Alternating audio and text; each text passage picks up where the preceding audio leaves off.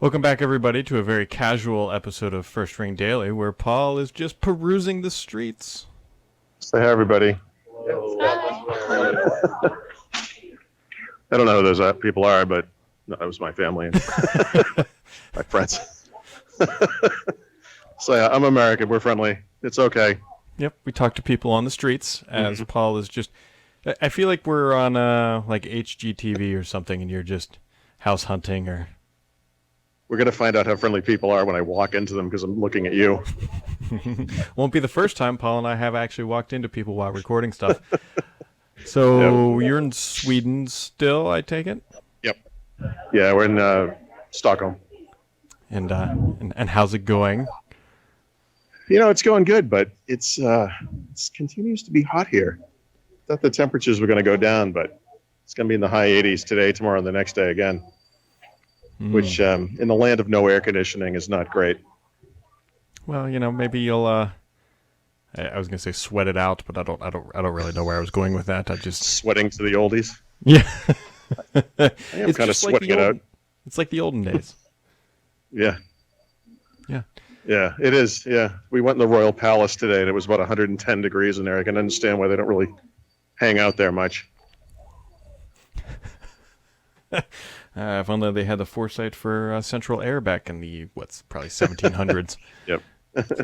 So obviously going to be a quick show because Paul is out walking today. But one thing I do want to bring up, Paul, have you seen the new Google Chromebook commercial? Oh no, I haven't seen it yet, but I saw the story about it. It's funny. Like the whole world is like reacting to this. Like, oh my God, a thing that competes with something is competing. Yeah. It's good. It's for those of you who haven't seen it, it makes fun of both Windows and Mac. Also, more so on the Windows side, they bring up some Windows Vista backgrounds and all sorts of stuff, and just kind of remind you all the bad things of Windows, and then they promise that Chromebooks are better. Better than like a Windows Vista computer. Yeah. Yeah. Well, it's a low bar, but okay. Yeah, and the internet, as you duly noted there, Paul, is just going nuts about it for whatever reason. Google's competing. It almost kind of reminds me of the outrage that initially responded from the I'm a Mac and I'm a PC commercials was probably a decade ago now. Yep. So. John Hodgman and the kid, little Steve Jobs kid. Little Steve whatever, Jobs kid. Jason something, what his name was, I don't know. Yeah. So you were literally just walking. How many? You trying to set some step records here? Well, I'm trying to hit 10,000 steps every day, Brad. And when I have to do a podcast, it kind of eats into that time. Well, I'm sure the seasick viewers at home appreciate that you are maintaining. I cannot move. Is it? No. Is it kind of? No. Why class it up with stable shots? I'm just kidding.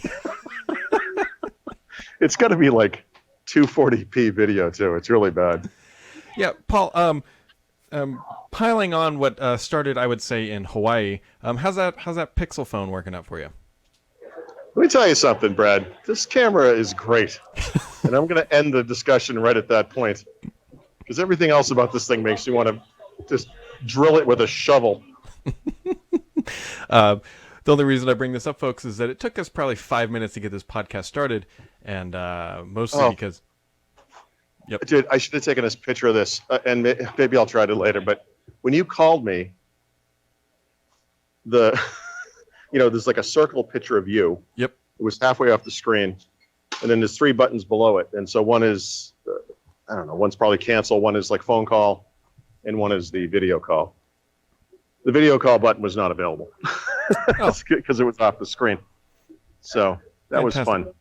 And then we had no audio, but I couldn't tell Paul, but it was on his end because I could see that I was sending audio. But I think, Paul, you're having some issues with the jack in your that USB-C port? Yep. Yeah, the USB port has been the Achilles heel of this phone. So I've already actually replaced one of these phones.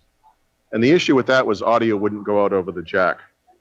And there's no headphone jack, so, genius. The issue I'm having now is that nothing will stay plugged into the jack. So I have a USB-C to headphone jack adapter in there now. If I just walk around and don't hold on to it, it will fall out. And I'll lose the audio, obviously. When I'm charging, I have to be careful not to move the phone because if you even jiggle it, a cent, like a millimeter, it stops charging. So, for example, last night, plugged it in, went to bed. I woke up this morning, my phone was on 45% power because it never charged. It's like, Good. so I'm going to deal with this, and then I'm going to write Google a nastygram and try to get a third phone. We'll see how that goes. Yeah, I mean, the good thing is you got rid of your iPhone X, so you've got, nothing to fall back on. So, Well, I do have a OnePlus 6 with me, actually, so that is my fault. Right now, I've got the Project Pi data sim in there, so I guess, sort of, but I was telling my friends, I was only half joking, like, they don't understand the background of this, but Google just bought the part of HTC that made the smaller Pixel.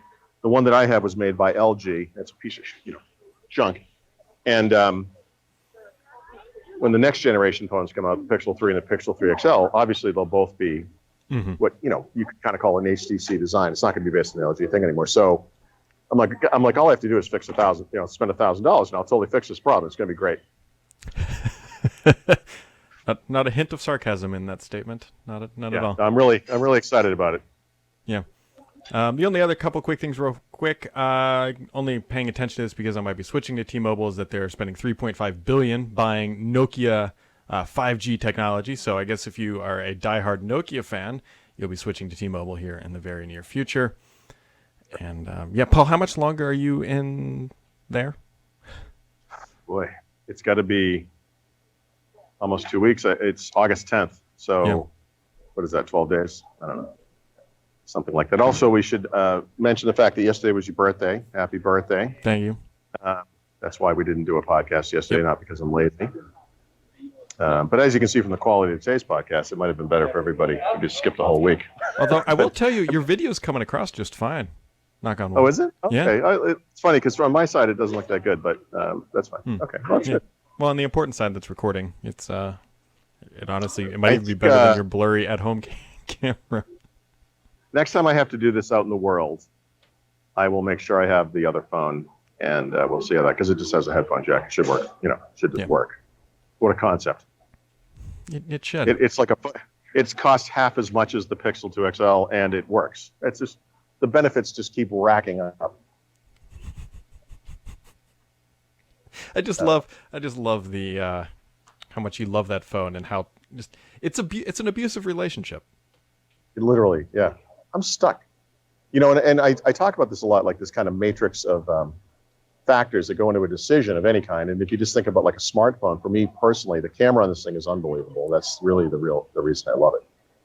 But it's not the reason I keep it. It's, because I could just have the thing and use it as a camera, but it's the combination of things. The Project Pi compatibility, I love it. Thanks to my son tethering and being on Reddit all day, every day, I hit my 6 gig data. Well, it's a bill cap. So I've used over 10 gigs of data somehow this month. Wow. I usually use about 0.5, or something. Mm-hmm. And I only pay for 6. They stop billing you. Google's like, the rest of it's on us. Full speed. It's great. So I like that stuff. And the other thing that I've noticed over the past actually months now is I really like Android. Like I actually really prefer it. And that wasn't always the case. And that's been an interesting transformation. I'm not going to waste too much time on that here, but these things, it's a fine balance, let me tell you, but they outweigh the issues overall. But I get it, this frickin' USB port. I wish there was some way they could just send me a new phone and I could destroy this thing, like that scene in Office Space when they're destroying the printer, with a baseball bat. Yep. All right, Paul, since you're out with the family, you got anything else for today before we wrap it up? No. No. I do not. All right, folks, so that wraps it up with a little on-the-road edition. We'll be back probably tomorrow, and it's going to be a little scattered until Paul gets back into America with stable connectivity. But as always, have yourselves a wonderful day, and we'll catch you right back here tomorrow.